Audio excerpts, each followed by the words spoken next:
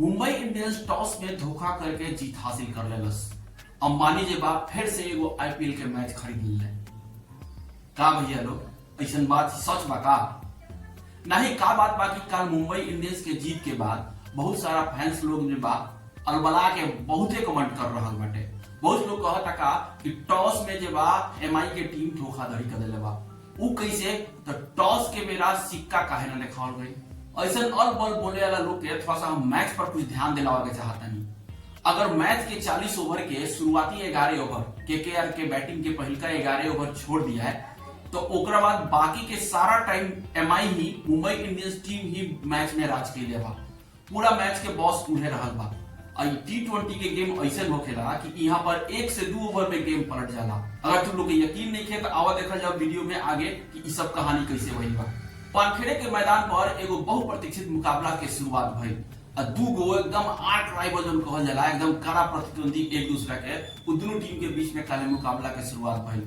Mumbai Indians के इतिहास से बा ई मैच में जीत में उनका खिलाफ में रहे। काहे से कि 2012 के बाद से मुंबई इंडियंस अपन ओपनिंग मैच आईपीएल के ओपनिंग मैच कहियो नहीं जीतले, यानी कि 13 साल के वनवास हो चुका रहे, 14वां साल में प्रवेश कर चुका रहे लोग। फिर अंबानी के वीर बहादुर हार्दिक पांड्या टॉस जीत ले और टॉस जीत के लाल मिट्टी के फायदा उठावेला पहले गेंदबाजी के फैसला कैले। अब भैया खाली लाल मिट्टी और टॉस जीतला से शुरुआत अच्छा थोड़े मिल जाला, बोला गेंदबाजी तो करे के पड़ेला। गेंदबाजी बहुते खराब भइल मुंबई इंडियंस के, एकदम पैर पकड़ के लेग साइड पर ऑन साइड पर गेंदबाजी करत रहल लोग। के परिणाम ई भइल कि अजिंक्य रहाणे जैसन बल्लेबाज T20 के बल्लेबाज हो गई। दे दनादन शुरुआत हो गई कोलकाता के, काफी अच्छा शुरुआत हो गई। पहला विकेट ला 69 रन के पार्टनरशिप भी हो गई, लेकिन तबे इंट्रोडक्शन भइल लॉर्ड शार्दुल ठाकुर के। आते ही पहला ही ओवर में ठाकुर जे बाड़े केकेआर के गब्बर के बाहें काट देले, यानी कि फील एलर के पैविलियन लौटा देले। ओकरे बाद से मैदान पर रघुवंशी अइले। रघुवंशी काफी असहज रहले, लेकिन रहाणे अपन ठीक ठाक खेल दिखावत रहले और दोनों जना मिल के 11 ओवर ले 12 के रन रेट से रन बना रहे लोग। लेकिन मामला में ट्विस्ट इहे आई।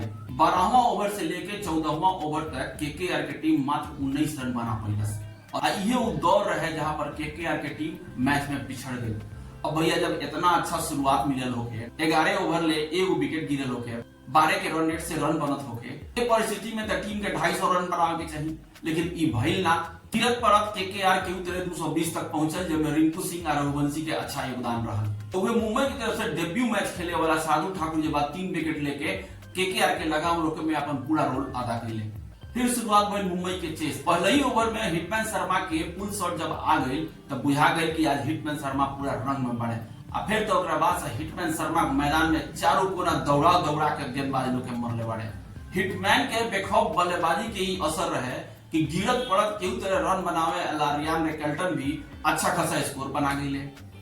कुल मिला के काफी मुश्किल दिखे वाला लक्ष्य जे बाद 220 लगभग 19 ओवर में चेस हो गए। 20वां ओवर के पहला ही गेंद पर जे बा मुंबई इंडियंस मैच के फिनिश करके अपन 13 साल के वनवास जे बा खत्म कर लेलस। अब पहिलका मैच जीत के अपन दमदार अभियान की शुरुआत के लिए बा।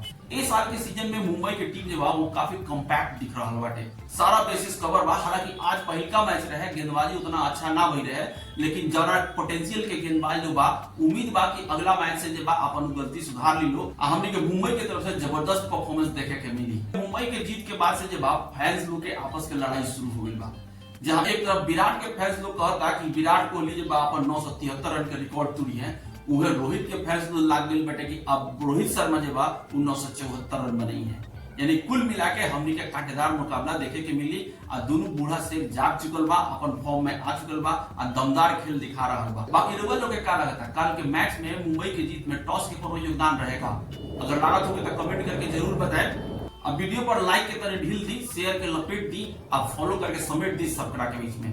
मिलता नहीं हम अगला मैच के ऐसे ही शानदार वीडियो लेकर के। तब तक खुश रही, स्वस्थ रही। राम राम, भोजपुरिया प्रणाम, जय भोजपुरी।